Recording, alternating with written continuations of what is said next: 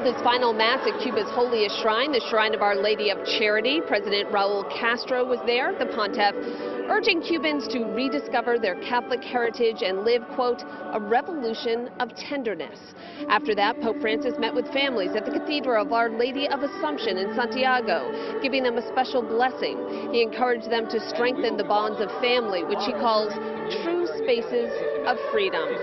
His trip wrapped up with a farewell ceremony at Cuba's International Airport, and then it was off to the U.S. and another ambitious agenda as millions of Americans wait eagerly to welcome him for this historic visit.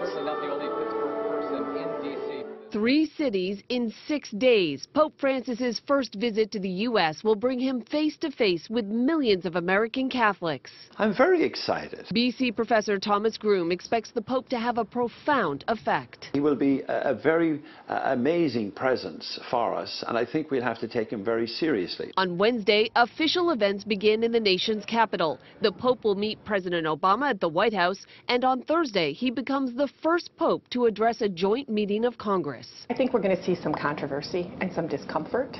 The Pope won't be afraid to take on American politicians. The Pope has very strong feelings about how the economy should be harnessed to work for all people, rather than people working for the economy. And I think he's going to push those buttons, as well as buttons around environmental responsibility. After D.C., it's on to New York. A mural already proclaims, "Welcome Pope Francis."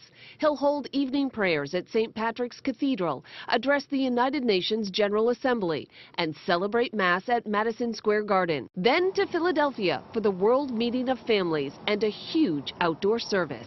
Every time, at least in the last year, that he has done large public gatherings, he has surprised. And so one of the things I'm wondering about is what's the thing? What's the thing that's going to surprise?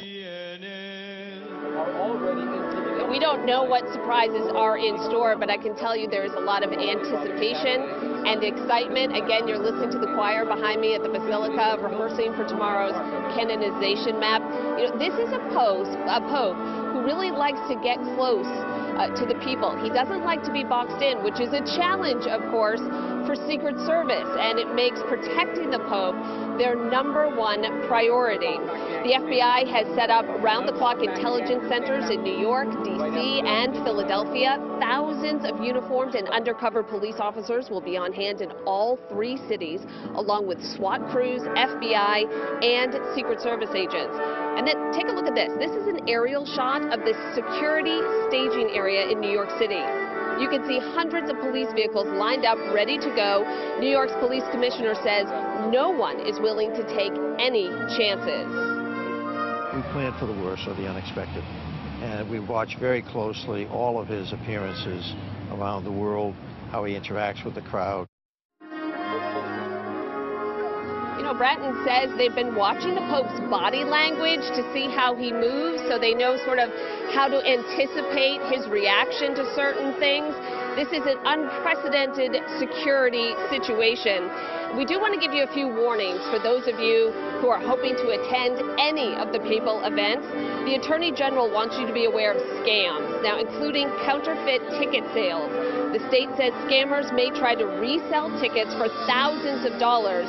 Many of those could be fake, so be sure you're working with a legitimate business or ticket holder.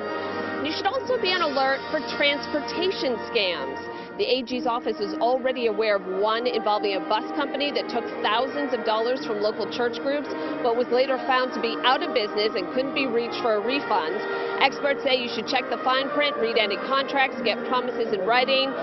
Again, make sure be wary of anybody who wants full payments up front.